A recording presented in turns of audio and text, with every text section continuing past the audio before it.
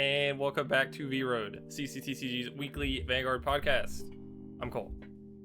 And I'm Trey. And today we've got kind of a spicier one than I thought it would be, just from the preemptive topic we had before we started recording. But I had the idea of like a theoretical reprint set that that the game could get sometime soon. If not like this year, then definitely next year. And then what could be in it would be very dependent on when it comes out. But the main thing I would like for a reprint set for this game to be is something that makes playing the game cheaper.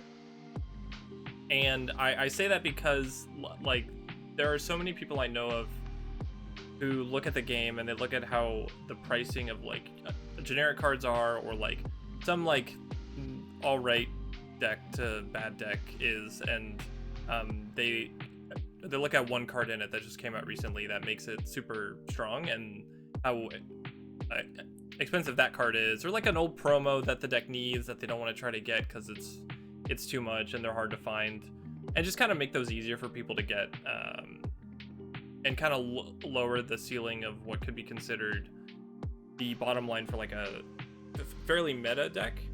I had a conversation with somebody at work earlier today about how like building a Pokemon deck is so cheap, and I don't think any other card game can get close to how cheap a deck can be in Pokemon, especially a meta one. But I do think it is always important to eventually lower the price of your game in some regards, even if it means just like making some decks that were already kind of cheap, like kind of reprinting them and making them more accessible just from like this one set that just came out or came out recently. I don't know. Yeah, I don't know. Reprints are kind of a funny thing. Like, yes, everyone wants the game to be cheaper, but we have seen instances of that where we've gotten reprints of cards and it just doesn't affect anything towards the price of them because of their usefulness. And so that's kind of like a big discussion point that we had a little bit before this recording. We didn't want to like jump the gun too much, but yeah, it's tough to say, you know, what is correct. And obviously everything we're thinking here is just all hypothetical and, you know, kind of theory crafting of what we would want in a set. We have different opinions on it, so it's kind of neat. We typically agree most of the time on this channel, so this will be a good discussion on here. Yep. So I guess we'll just get into it. I think I am of the opinion that I think there needs to be a reprint set where generic cards are reprinted. And I don't think all of them should be. I don't think all the ones you're thinking of as you're like hearing me say that should be reprinted. I do think that there comes a point in a card game where you have generic cards or cards that fit a certain type of theme that are printed in a set, and then over time they get really not outdated, but they've been in a set that came out like a couple years ago. And if you want to keep supporting decks that do things like that, well, not all of them are at a point to where they could function fairly well without the generic cards. I do think you should make those accessible. And like the main one I'm kind of thinking of is like not even the gun cyclers, as much as I think those should be reprinted, and I think we'll touch on that later. But I really do think the set 11 cycle of like order engine cards should be circulated again. There are two. There's one, obviously, we can all think of that you can put into most Keter decks that don't have very good targeted support and don't have very good like deck thinning and don't have very good board building, and just slap that in there and you instantly make the deck like a decent bit better. And of course I mean like Teethfold and Wisdom and the Sergown and what's up? Latifa, yeah, like those cycle of cards. And I think as much as I understand how overwhelmingly depressing it can be to see a Keter deck and those cards are in them, I do think if they're going to stay as prevalent as they are, it doesn't do much for anybody who wants to get into the game and see that they want to play Keter, but the deck they want to build is like kind of price checked by those cards, because I never wanted people to get to the point in this game where like they're trying to build a deck and they see how the price of it and they just don't get into the game because of it. Yeah, I can agree with those ones. I think there's a lot of good that those come from because they are fairly open-ended, and none of, like, I mean, yes, don't get me wrong, Teeth Felt's very strong, and on a Persona turn it's a 30k beater, and you can, you know, whatever, it does a lot, I get it. But Latifa kind of does the same, and in Dragon Empire it gets 5k for each open rear guard in front of it. So yeah, it does the same thing as the 10. Orion's gets a little less power as 5k, but she gets a draw card instead. So like all the effects are very similar, very good. Definitely could be used in some reprints because they are just good enough generics that they're not game breaking, but they're game helping essentially. I mean, anything to help you kind of board build, or just recuperate resources by getting an order, or something to help you out the next turn for a Soul Blast and a place from hand. I think that's pretty, or I guess not placed by a card's ability. Yeah, I think about like I think about decks like Impaldio that I think would have been in a much worse spot without the Brantgate order package, which is forget her name, but she's like a lady fencer, and she searched for the Blitz order that got you 2 differently named grade 2 or greater cards from your drop, and that gave the deck the defensive power it needed to kind of feel not complete, but it definitely covered the holes that it had when it first came out, and even now, like, I don't think that deck has enough targeted support that could really make those cards not be worth playing, which is fine. I think there are like good places for those cards to sit in decks for a while, but I just think that there's like a lot of value in those kind of packages, like those engines, those order engines being able to be used in a deck that like it just comes out, and without it, you would feel a lot weaker and have a harder time keeping up with decks that have been around for a while. I don't know. Yeah, it's a equalizer in a sense, because you could play a deck that draws less or something, but as long as you have that order in your hand, you play it, you can still kind of board build off of kind of something from nothing in a sense. So it's a pretty good spot to probably say, okay, it's been long enough, the prices are getting kind of crazy, we can drop those down. I think that's a good reprint. Yeah, and then moving on from like just reprints of cards like those, I do think there could be other triple rares, the offhanded ones that maybe come to mind, and maybe this is where we're start disagreeing a little bit more than we did already earlier. But what I kind of think off the top of my head as being a card that might want a reprint is weird because it's gotten reprinted a couple times already, and it's cards like Inlet Pulse, or a Diantha from set 6 of like original Overdress, like cards that don't necessarily see a ton of play now, but are wonderful alternatives to generic cards that have kind of not left them behind. But I think of like Diantha calling a card from your drop zone for a counterblast, and I think of Alvina calling a card from your drop zone with energy, and in most cases paying energy for that is a much better cost for the deck it could be played in. But I do think reprinting those kinds of cards can do quite a bit for, again, like when I think of a reprint set, I think of like a really good entry point for new players or people who want to update decks that they feel like maybe priced out of. So I think that wouldn't be the worst kind of triple rare to reprint. Yeah, I mean, I don't know, because Inlet Pulse, I get why they haven't reprinted, because that to me is like another discussion we'll have here in a minute. is kind of like a card like Saragon that I don't think needs another reprint because, well, in reality, most decks, even the queen herself, Bob Zagra, now attacks more than 3 times. Like everything's attacking 4 times. So, other than Polio, that's a different story. But everything is attacking 4 times. So, for the longest time, everyone complained that Inlet Pulse's prices was ridiculous because everyone wanted to run it because it's just a very generically great card. Just you attack 4 times or more, you shove it soul, you draw a card. And like, there's a lot of ways to loop that in a lot of decks. So yes, it does seem like something that we should reprint, but then again, it kind of becomes that one-trick pony that if it's being ran in every single deck, I don't think it's something that should be ran. Like, I don't think that's something that needs a reprint. Like, I think it's ran in the decks it's ran in now because it's found its home there, and it's like, okay, this deck needs it.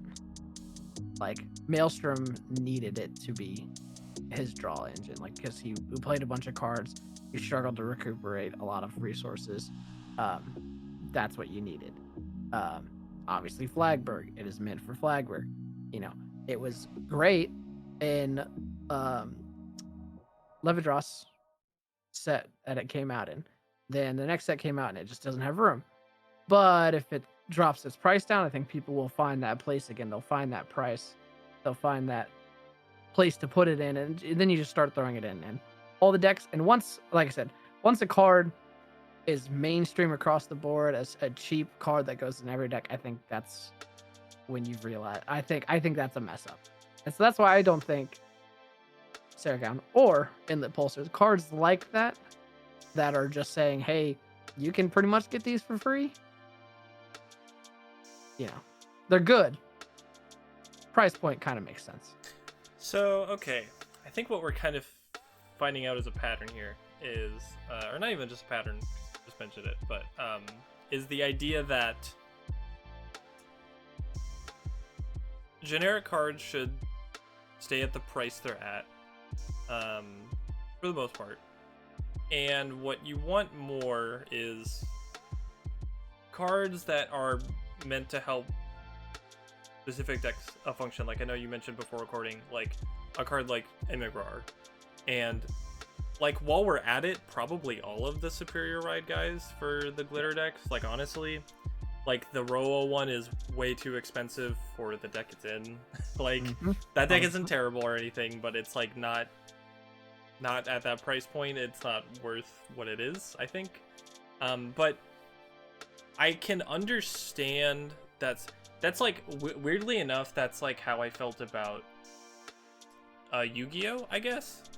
Back when I played it a lot, was there were cards like Infinite Impermanence and like Forbidden Droplet and Ash Blossom and Pot of Desires, like those cards that every deck kind of had to run, and those kind of made up the price point of most of those decks. But then everything else that ran were like pennies or like dollars, and like not enough to speak of by itself. Like people could move cores of decks pretty cheaply and they could keep the generics and it would be like just fine, and they would be able to play whatever deck they wanted. So is that kind of what you're thinking of? Yeah, in my brain, I think generics should be filler cards. I think they're something that you fall back on once you kind of run out of the support for the deck. Because the great thing about Vanguard is that all these decks do something that's like specific to them.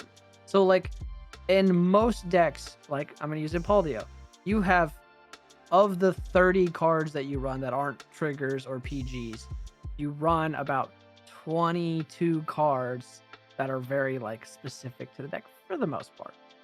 Then you have those 8 spots that you can kind of fill in with generics, and you, depending, some people run counterchargers, some people run, you know, defensive packages. Like it all is just kind of preference at that point. So like that is when I think generics should be thrown in. They're like, okay, we have what the deck is doing, and now we want to assist it with a generic to do this. But when a generic becomes the most crucial part of the deck, then you're not the deck anymore. You're the generic, and I don't like that. I think having generics that are too commonplace across multiple decks, which again, they're generics, so they're meant to be kind of universal, but when they're taking over effects of a card that you have that's good, but the generic is great and it replaces that effect, I think that's a problem. So an instance where like Eliel gets a grade 2 triple rare in a set that does exactly what Teethfault does, but I think the cost, if I remember correctly, the cost was like slightly worse. Like it was harder to use it as much as Teethfault. And same thing with like Nobia in Rezael, being a card that did something extremely similar, but it only looked at the top 3 and it had to Soul Blast to get the 10k it got. I think when I look at those cards and I look at how there's a card in a deck that literally does the same thing as a generic card, but the generic card is like a strict upgrade, I think from that exact sentiment, I do agree with you like 100%. And I think what I will always blame more than how much a generic card is ran is like how it's designed. And I think that while I do think that those cycle of cards should be reprinted, the set 11 order grade 2s, I do think in some cases their costs weren't harsh enough. You know, like in a perfect world, I think of Nobia with no Soul Blast cost to get 10k, and I think of Teethfault that has to have a Soul Blast cost to get 10k. Right? I think at the time when they came out, they were fairly fair because, like, I mean, still even now, if you're doing the Teethfault package, you're still counterblasting to draw 2 cards. You're Soul Blasting to do that. You're still using resources, and it is a lot. But now the newer decks have ways of mostly counteracting that. Like, it's not as big of a problem than it was in set 11. So I don't know. It's hard to say that they should have made the cost like worse off.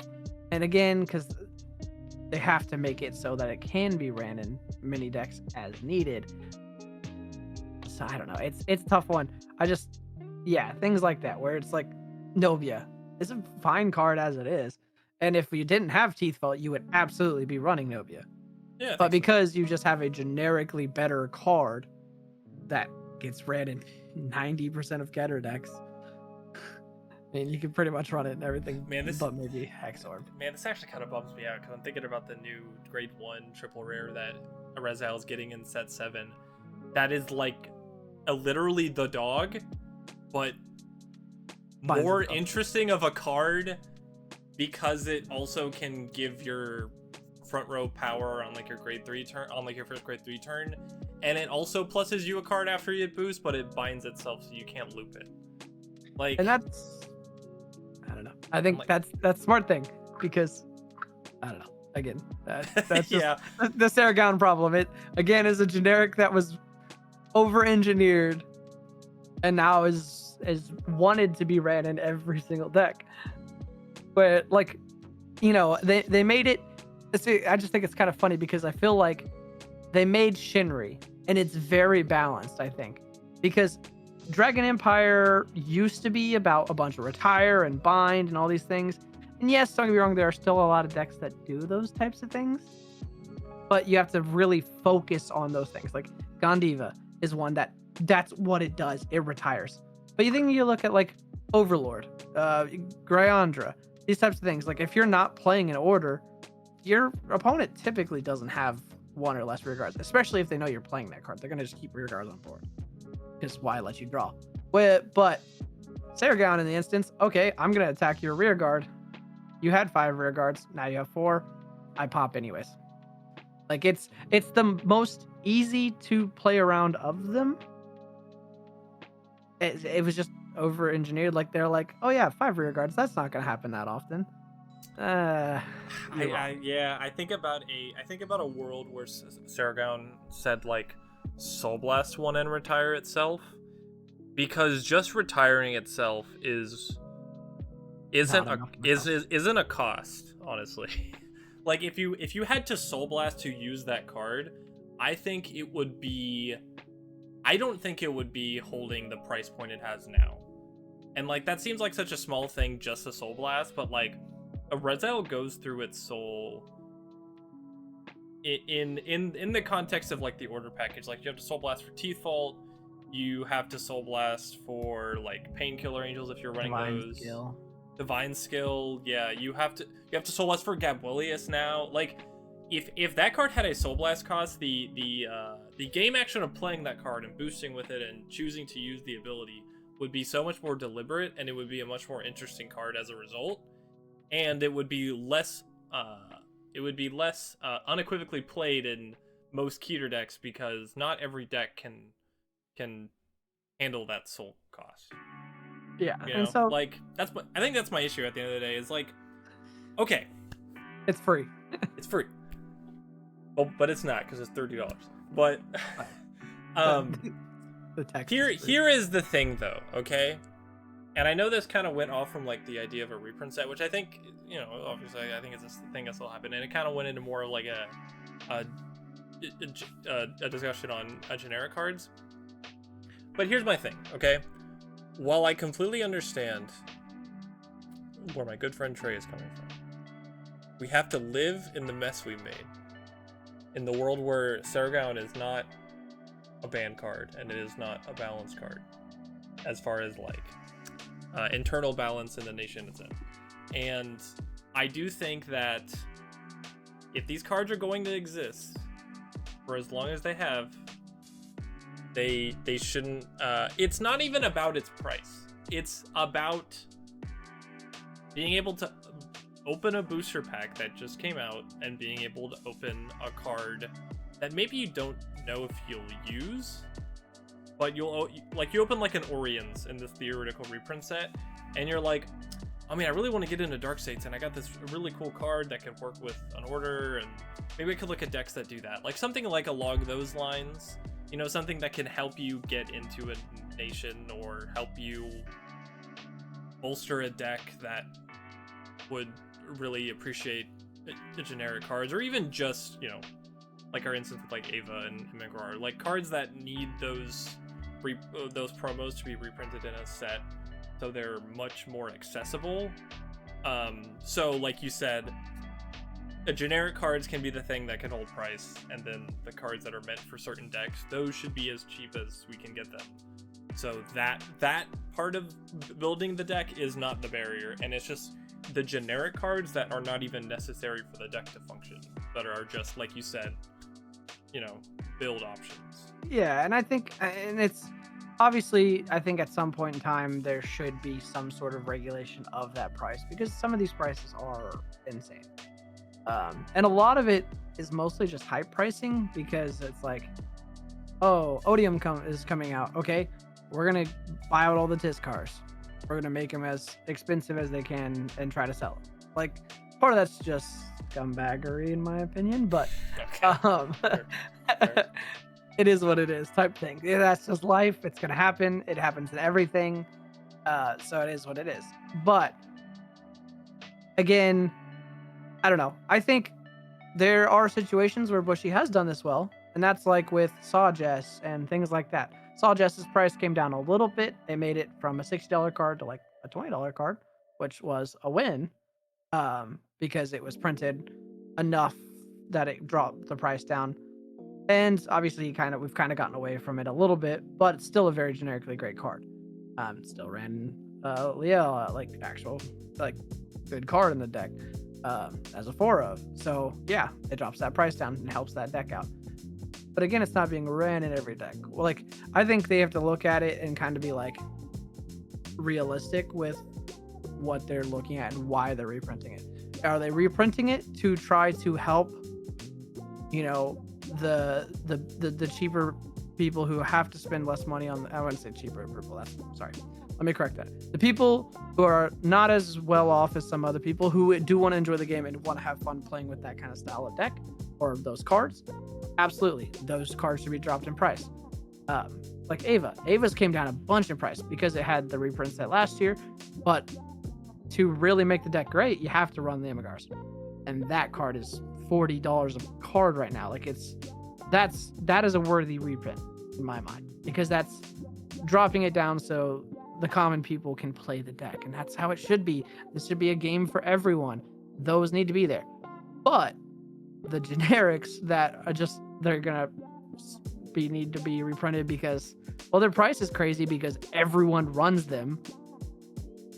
Like, that is not something that I think should be reprinted. I think that is something the market maybe need to be regulated a little bit more, in a sense so that it can be moved around a little bit easier.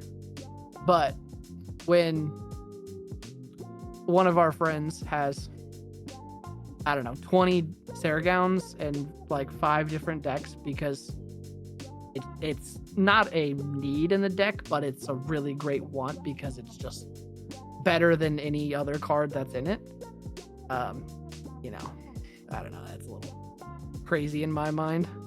Yeah, I mean, I can see where you're coming from. I think about some generic cards, like I instantly go to the Guncyclers, and I think about how those cards in some ways raised the floor for how much a deck can perform, in the same way that I think of like the Soul Blast grade 2s from set 10 of Overdress, how those cards instantly got ran in every deck that could suffer the soul for them, because it was a thing where there were a lot of decks that weren't designed with card draw a part of their skills, that were just getting beaten by the decks that were. And there needed to be something that closed that gap to where, like, even if it was a card that every deck could run, as long as those decks that couldn't plus as much could run them, they would be able to survive like that one turn where they were off by 5k shield or what have you, that other decks just didn't have to worry about as much. And I think about that in the same way with the Guncyclers, and I think that most decks that don't run them but can, I think, do too much harm to themselves than trying to run a build that doesn't include them. And I know that sounds super weird, but I do think that's the kind of generic card that takes advantage of the current main mechanic of the format. And I feel like you do kind of not have to run that card, because I don't think every deck can or even should try to run that card. Like, I don't think decks that are more energy inclined should even try to. Like, I don't think Undercover can run them. I don't think Sacrifice Glass could. It uses its energy for like very specific things, like decks like those. I don't think they should run them, but I do think the decks that people are still trying to work in, like, I think how does Youthberg realistically keep a hand, or keep a healthy hand, let's say, in the current format without Biscotti or something like that? Like, you know what I'm saying? Yeah, and again, that's just my only gripe with the Guncyclers. Again, I think they're great. I run them in 92% of my decks, I would say. And the ones that I don't run them in, it's mostly because it's like Chaos that has like one of each of them and doesn't need a full play set because you don't want them, and things like that, just like miscellaneous things. But again, they're kind of one of those damned if you do, damned if you don't type things, because the rich just get richer with those cards. Like, you have, like, I'm gonna use Reziel as an example. You draw a bunch of cards, and like you have big hands most of the time. And yes, it's a little different now. It's a little more fake now that there's more grade 3s around in the deck. But you just kind of suffered from success because you already had a bunch of cards. You have Biscottis in your hand, you get more card. But when that card was really meant to be ran in like Alden or something, that it builds a board, but it doesn't build a hand because almost all of its skills are calling from deck. So you play that to hopefully get some more shield, or, you know, things like that. Like, there are great places for them, and I do think they're needed in those lower decks, and they're really great when you're running a deck that doesn't really use energy. Like, some of the older and most lyrical decks don't really have them. So running Precious, not Precious, yeah, whatever. No, yeah, it is. you're right. Yeah, words. Those are like a great filler and things like that, and they help out in a lot of those instances. But again, I don't know. It's a love-hate relationship. I think they're great. I'm glad they came out in set 1. I think they're fantastic. I think it was great that they had the reprint set of set 1. I'm a little less inclined to say that they need reprinted again. Yes, Sure, their prices are crazy, but a lot again, I think it's just high pricing. Yeah, I think there is a really good back and forth that can happen here, and I think we could definitely expand on this more in another episode, but the way I'll leave it off is like, I think about how they're cards that are like really good tools, even for super competitive decks. And like, obviously in this podcast we use Rezile as an example a lot, but when I think about how over time that deck got cards that use energy, I think about how like you couldn't use it and like a card like Nobaris on the same turn if you wanted to save your counterblast, or like Rezile and Gabuelius, and like that deck uses all 3 resources of the game like pretty healthily, to a point where I think there can be a build that exists that doesn't use Biscottis in them in a way that I don't think because that deck thrives off of deck thinning, not so much of manipulating the top card of its deck like it's like the Persona Right effect on the Biscotti is. So like, if you really wanted to and you had a way to countercharge more efficiently with like that other dog that can countercharge, like you could run like Anobia along with T-Fold if you wanted to, like deck thin super hard and like go super deep into that. And I think in some ways there can be arguments you can make for some decks where those generic cards in these decks have kind of have been a untapped level of build variance that you were kind of talking about, how like generic cards can help you like try a certain build of a deck out, that I don't think people really explore, and they don't really need to, because like obviously if they already have the cards and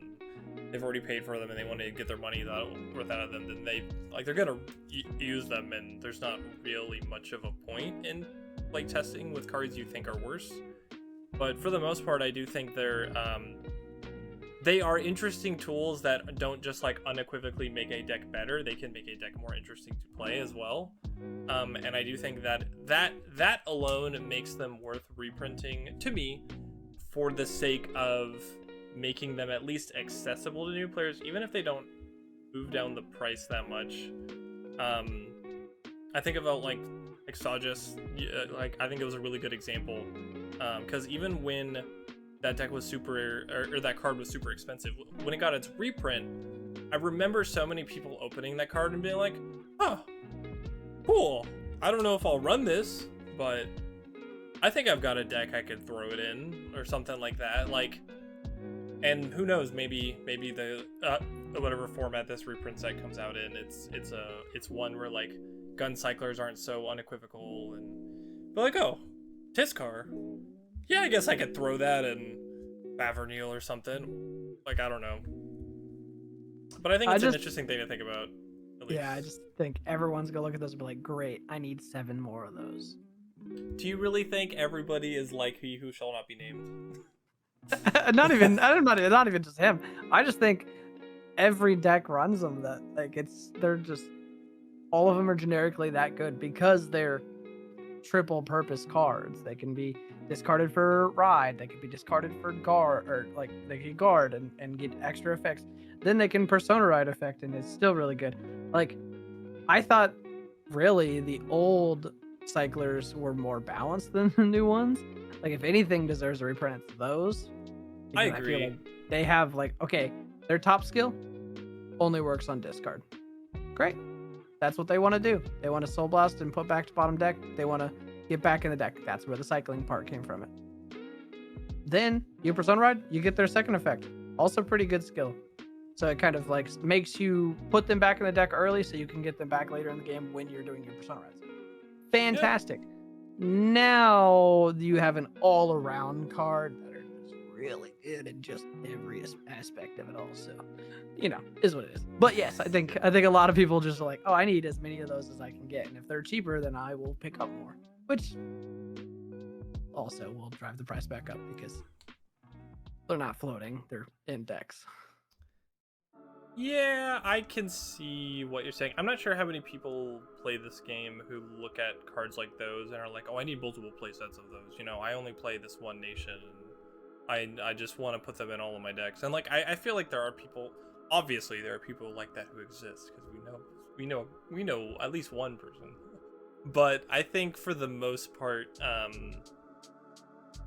while I can agree they might not need reprints right now, I do think that's the kind of card that should have a reprint eventually, because I do think we can look back on them in like even half a year from now and think of them the same way that we think of the set 10 grade 2 soul cycle cards. My just biggest concern with those is I think they're gonna get reprinted and their price isn't gonna be affected. I think like it's gonna be like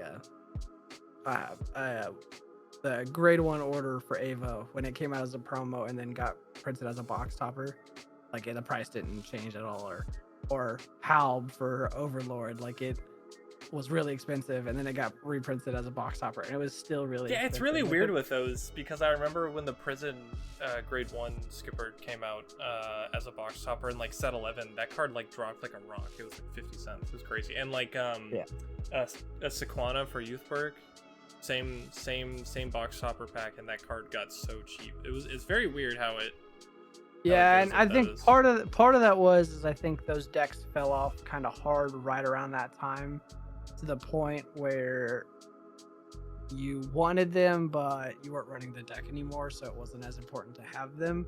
Whereas the guncyclers, people who don't have them are going to go and try to snatch them up right then and there for a cheaper price, or buy more boxes to try to buy them, which, I mean, that's how the card games work. That's how it should work. You go buy boxes, you open packs, you get cards. Great.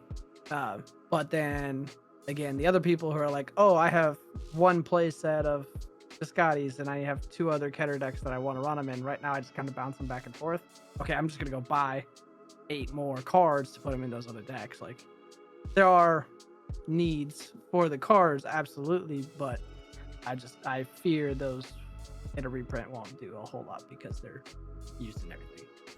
Yeah, I think the only thing I have left to say about that is the idea of, well, there is definitely cases of cards being reprinted and their price not really going down by much. I do think the longer they go without reprints, the more the price will just go up. Like, they're not going to sit at the price they're at forever. And they're not gonna, I don't think these are the kind of cards that go down over time. There's never gonna be a case, because like, I don't think about the people who have multiple decks of a nation and think they need them for all of their decks of said nation. I don't think that those kinds of people should ever matter more than, or not matter, I guess, than the people who are getting into the game or wanting to try another nation and wanting to play with those generic cards, because they're probably playing like the lyrical players who are gonna pick up Artisaria in set 7, and the only generic card you actually run in that deck that people say is like the one you run is, besides Aura, is Prisia, because it doesn't use its energy for too much.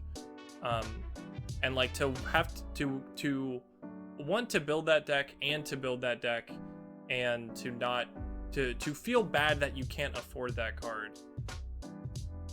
Like, even if you can't afford it after a reprint, if you are at least given the opportunity to try to pull it from something, and maybe you end up with like only 1 or 2 of them or 3 of them or whatever, and you got to like have at least something going on, like, I do think that's worth the reprint, even if it's a card like that, like in that instance, I agree. People need to have that opportunity, but at the same time, it's like, well, then just go buy some boxes of set 1. There are a bunch of places that still have it and still sell it and do that. So I don't know. It's 50-50. Like, it's like, there's still it's not an easy. There's no easy answer. There's no easy answer, and that's why we don't work for Bushy. We just talk about this card game from time to time, and that would be fun, but we don't.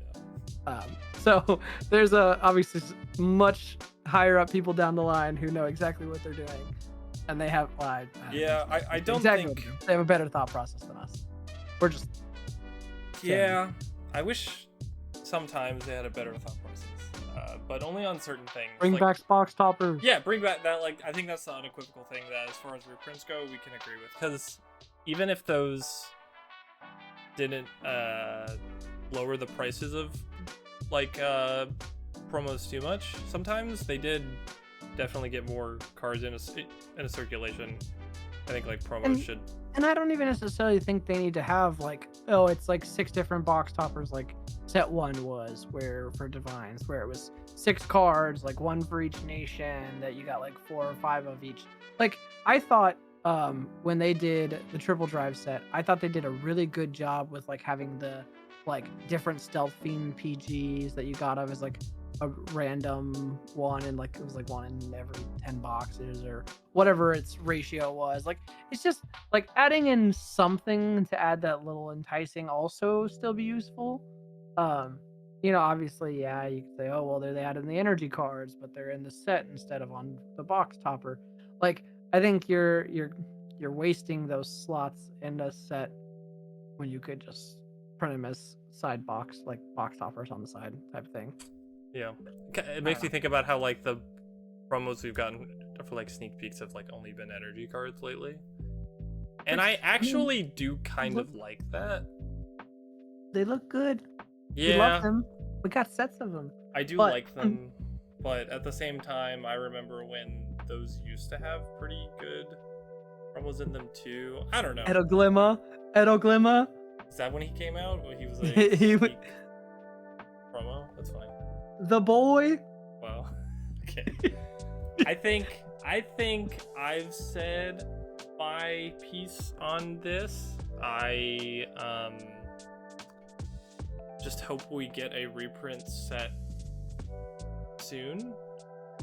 And I don't think that festival boosters count, because they really only reprint triggers to a good degree.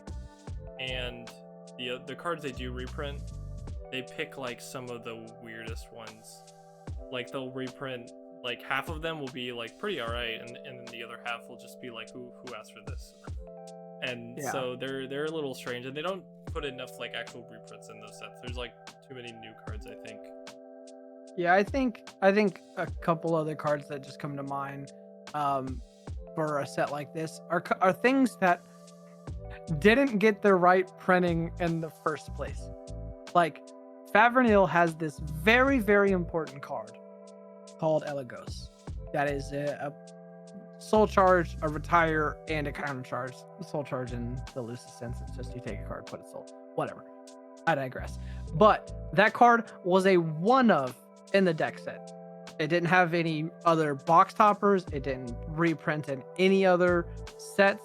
It got no love other than the one of in the deck set. So you have to buy 4 of it, which it wasn't a cheap deck set to start with. Like, they kind of screwed the pooch on that one. And now it's just, especially with the reprint or the new form that we just got here in set 6, like, it is so important of a card in that deck that its price is going up, because people are like, well, I have one of, I'm gonna sell it for what I can. I don't run that deck. Type thing. So, like, I don't know. That's an important one that could be reprinted. I think how they kind of went back and did some reprints like of the glitter decks to kind of say, hey, here's a reminder of things that were new to D and that were kind of like, here's some love to them, because, you know, we're gonna try to keep them around. I think some decks that are like counterparts, and only one is coming to my brain right now that really is like a counterpart, but I was thinking a deck that Bushy introduced to us that was like a counterpart to an encounter deck. So Flagberg was the counterpart to Maelstrom, and they were similar effects, but had it kind of did them in different ways with different resources and things like that. I think reprinting a deck like Flagberg, and, you know, just little things like that that do similar things to an encounter deck should be reprinted in this set, because those don't see enough love, and they are good decks. They deserve it, but I don't get it because, you know, they're old. No one's going back and buying those overdressed sets. No one's going out of their way to buy them, but if people get them, they'll be like, oh, I can finish this out and play it because it's fun. as well as just introducing like a new card there. Another thing, I think the promos for the startup decks, like the start decks, all the energy blasting ones, I think those promos that just got printed over the last couple months need reprinted, because their whole thing with the start decks is that they're meant to be cheap and they're meant to be like accessible for everyone. Put it in a set so someone can buy a pack and get them. Easy, super easy. Make them commons. That's all they need to be. I think a really cool idea actually would be, a reprint set, but it's dressed up like a set for people who bought startup trial decks. Like the cards they've been printing in sets since Divines has started, to help those decks, they reprint a majority of them in those along with their promos, and maybe they even give them all new forms that aren't meant to replace the card in the ride line, but they all are like, they're slightly better effects that can like do a little bit more on their turn 4, and they also all have the ability that like in the deck they're regarded as the name of the original guy, so you could search it with like their main phase skill, and you can kind of help out the people who are getting into the game with those startup trial decks, which you can still find in healthy amounts everywhere, and you still need to get them to start playing the game because you need the energy generator if you don't want to pick up like a stride deck and all that. And I think if you reprint like the cards like the Soul Blast cyclers, along with cards for certain decks that, like we're saying, would be really nice to have so that they could function more easily, or more cheaply rather, then I think that would be actually a really good set for the game, even if it's not reprinting like gun cyclers and like some of the grade 1 generic cards from set 3 and like stuff like that. I think that actually could be a constructive set for the game. Yeah, and I think this might be a little bit of a side tangent. Rather than a reprint set, it's kind of like an additional set, since we've kind of started talking about these new forms and things. Something they could do is do what they did in Deer Days. They added in nation-specific packs. Why not do something like that for those start decks? Like you buy an upgrade kit or something, whatever you want to call them, where it has like 4 copies of each of the cards, that like the triple rare from set 1, the double rare that you run from it, the ride line upgrade pieces, something that someone can say, okay, I want to buy the start deck and I want to buy the upgrade kit and have a chance to pull a couple of those cards to be able to upgrade. Okay, then I'll buy 2 or 3 of them, that way I can upgrade this deck, have the promos in a new form, whatever, to kind of help out there. I think that's another side thing they could do, and they do it in Deer Days. Do it in real life. Yeah. Yep. It probably is harder than it sounds, but no, I think it's a cool idea. Something to help out, so they don't have to buy all these sets to, spend $70 like on set 6. It's a $70 box. It's a lot of money. Yeah, and you might not even pull the generic you want. Yeah, it is a strange time for Vanguard players these days. It's fun. It's good. There are a lot of cheap decks, like 50 cards. Not sponsored or anything, but he just announced like earlier on Twitter he's doing a sale of like some of the pre-constructed decks, and like Leash of Fell is a $25 deck, $24.99. That deck's pretty decent. It's actually pretty just generically all right because its skills are just pretty good. Alden too for like $25. Alden was like, it was like $30. Yeah. And Paldio was I think 35 or 40. Like, yeah. Which as a full complete deck, which I mean it has both 3 cards from it has the whole deck. It's Alka like Libra. okay. Alka was also 45. Yeah. Then you get to like Odium or Levidros, and those are up there. But even then, like there are a lot of great decks that are fairly cheap in price. Yeah. And that you could buy outright from third-party programs like 50 cards. Yeah. Obviously you have to catch them on the sales and do things like that. But at the same time, you can also buy those cards yourself for fairly cheap. Like, I actually had a buddy of ours who was in Vanguard for a while, and then he kind of got out of it just due to some family stuff. He actually just messaged me. He's like, "Hey, I want to get back into it. How do I catch up real quick?